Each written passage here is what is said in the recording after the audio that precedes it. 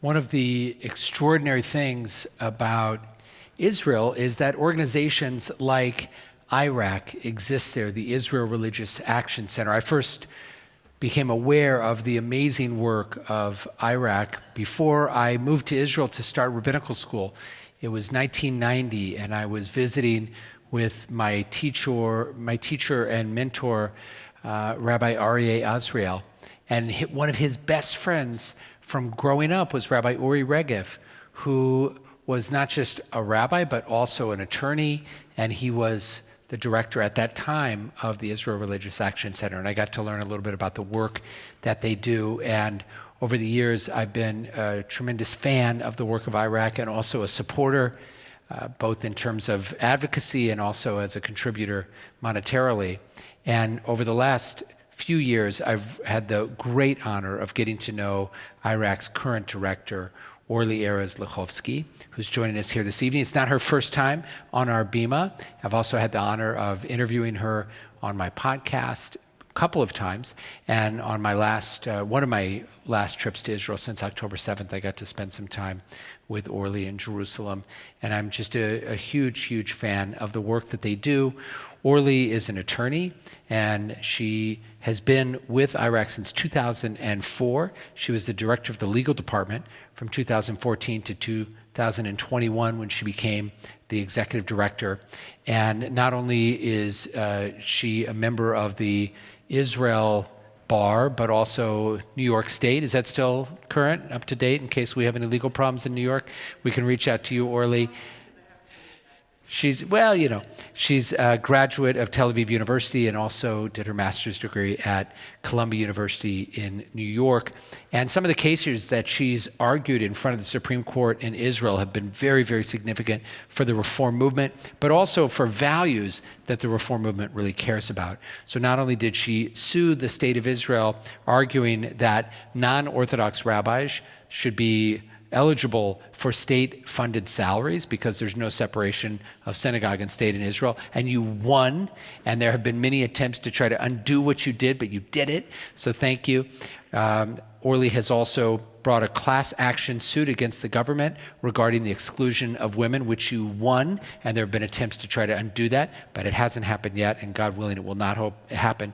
And she also helped to disqualify racist candidates from running for Israel's parliament. We can talk about how that one worked out. But Orly, it is such an honor to have you with us, and we're so grateful to you for the work that you do to try to make Israel the very best it can be, a Jewish democratic state that we can be so, so very proud of. And in part because of your work, we can indeed be proud of Israel in the way that we are. Orly, thank you for joining us.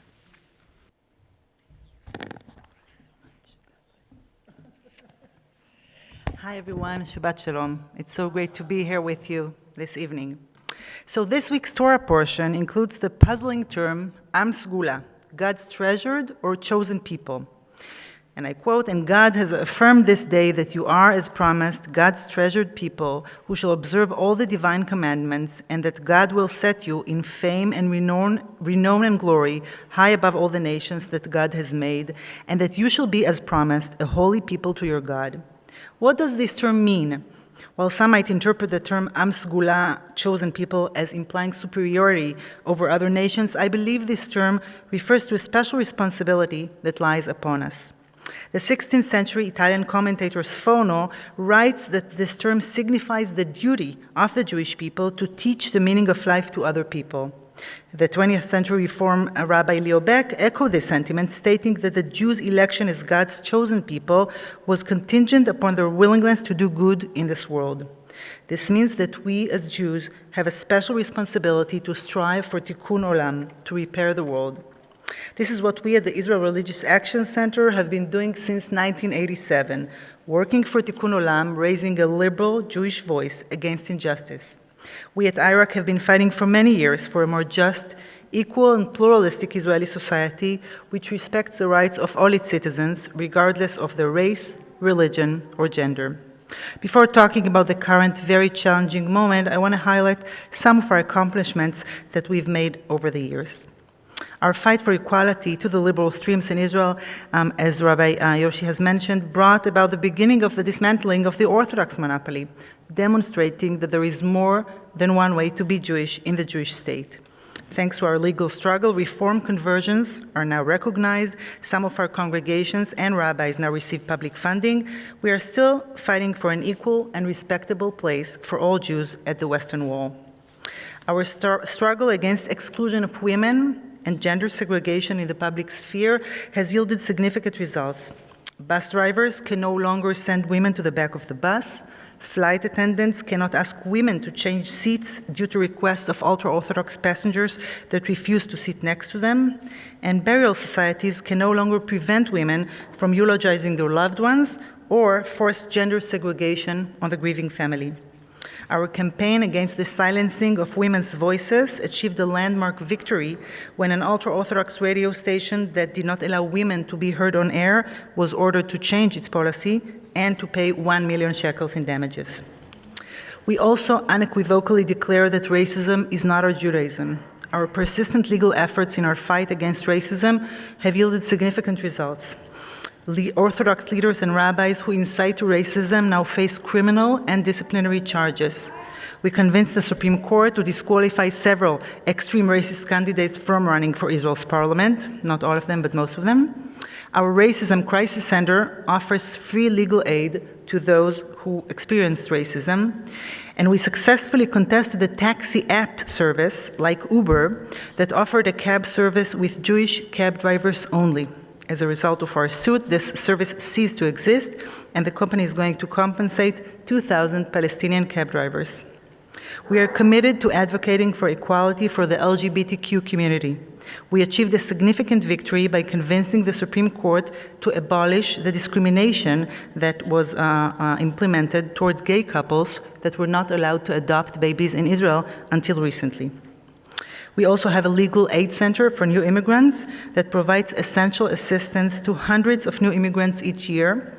And in the last 2 years, we assisted a significant number of people who arrived from Ukraine and Russia since the war there began.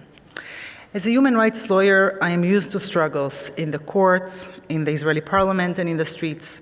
But the past 20 months have been the most challenging period I have ever experienced. In December of 2022, the most extreme Israeli government came into power, a government whose values stand in stark contrast to ours. And since then, we have been on an unrelenting roller coaster of despair and hope. 3 short stories that I want to share with you will perhaps give you a taste of what we've been going through. The first story takes place in Jerusalem in the summer of 2023. It was the height of what we refer to as the judicial coup, the government's attempt to erode Israel's already very fragile democracy through a series of laws that would have given the government absolute power, posing a direct threat to the delicate checks and balances of our system. In response, the Israeli public mobilized in an unprecedented display of civic engagement, protesting every Shabbat for 40 weeks. The Israeli reform movement was there from the very first day, rallying under the slogan, "Defending democracy in the name of Judaism." We emphasize that what the government is doing is not only anti-democratic, but it is also incompatible with our Jewish values. In July of 2023, the Knesset passed one of the controversial laws, a law which sought to prevent the Supreme Court from intervening in unreasonable government decisions. Alongside tens of thousands of Israelis, I participated in a protest near the Knesset that day. It was a hot summer day, and we protested for hours, only to learn with heavy hearts in the afternoon that the law we were protesting against had been approved. As the protest concluded and I prepared to depart, 2 Haredi men who noticed my Reform t-shirt approached me and asked about Reform Judaism. In our conversation, which lasted for an hour, we spoke about the judicial coup, Israeli democracy, and Reform Judaism. While we did not agree, we were able to engage in a respectful dialogue, empathize with each other's pain, and listen to each other's perspective. It was a hopeful ending to a tough day in a challenging period. And then came October 7th, and the horrific atrocities that Hamas committed that day. The Reform movement was quickly to respond.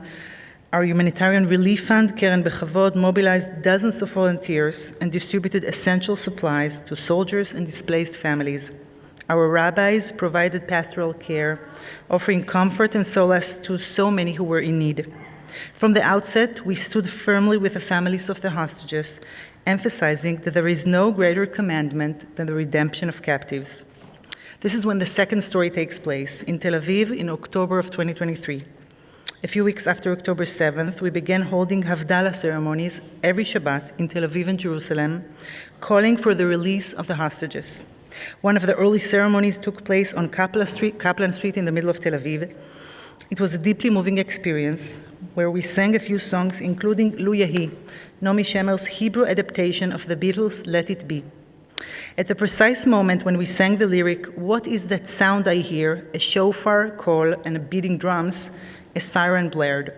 We immediately sought shelter, and after about 10 minutes, we returned to the street to resume the Havdalah with the psalm Shir LaMa'alot, a prayer for God's protection. It was a surreal experience in an extraordinary, difficult reality, blending horror and hope. As often occurs during times of heightened security tension, the aftermath of October 7th brought a significant surge in racism directed at Palestinian citizens of Israel. Our Racism Crisis Center closely monitored those incidents, pressing law enforcement authorities to take action. In a period marked by growing extremism and a deepening sense of hopelessness among many Israelis, it became crucial to resist the pull of these divisive forces and to offer an alternative vision, one rooted in tolerance, equality, and justice. This is why, over the past 11 months, we have organized a series of events dedicated to promoting a shared society between Jews and Arabs. And this brings me to the third and final story, which takes place in Haifa in March of 2024. On the International Day Against Racism, we hosted a shared society conference at the Leo Back School in Haifa. The event was designed to provide our congregations with practical programs and tools to foster a shared society between Jews and Arabs. The conference featured Reform rabbis from our congregations, as well as Jewish and Arab activists and leaders.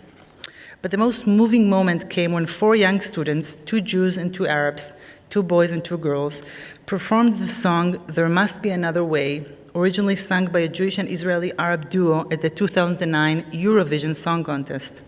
The song includes the following lines: "When I cry for both of us. My pain has no name. We have gone such a long road together, hand in hand. There will come a day when all the fear will disappear. We are only waiting for the day after. There must be another way." The last few weeks have been extremely difficult. The Israeli government refused to agree to a deal to release the hostages, and we were devastated to learn of more hostages that were killed by Hamas.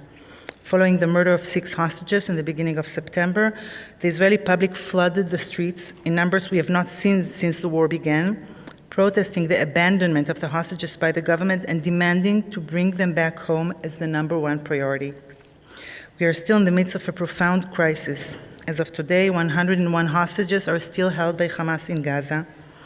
Tens of thousands of Israelis remain displaced from their homes. The tragedy in the north escalates as we speak, and the war continues to claim innocent lives on both sides. Meanwhile, the Israeli government is attempting to revive its undemocratic judicial coup, recklessly exacerbating tensions within Israeli society. Simultaneously, Jews all over the world are experiencing an unprecedented wave of anti-Semitism that none of us would have imagined could happen in the 21st century. But we know that we shall overcome this challenging moment, drawing strength from the remarkable resilience of both the Israeli people and liberal Jews all over the world. Our vision of a democratic Israel, a homeland for all Jews that treats all its citizens with dignity and equality, is more crucial now than ever. We are now deep in the month of Elul, the month when we begin the process of atonement. Soon we will celebrate Rosh Hashanah. This time of year reminds us that we always have a chance to right wrongs and embrace a brighter future. As the Israeli anthem says, "Od lo avda tikvatenu." Our hope is not yet lost. There must be another way, a way of truly fixing the world, and we will continue to do whatever we can to get there. Shabbat Shalom.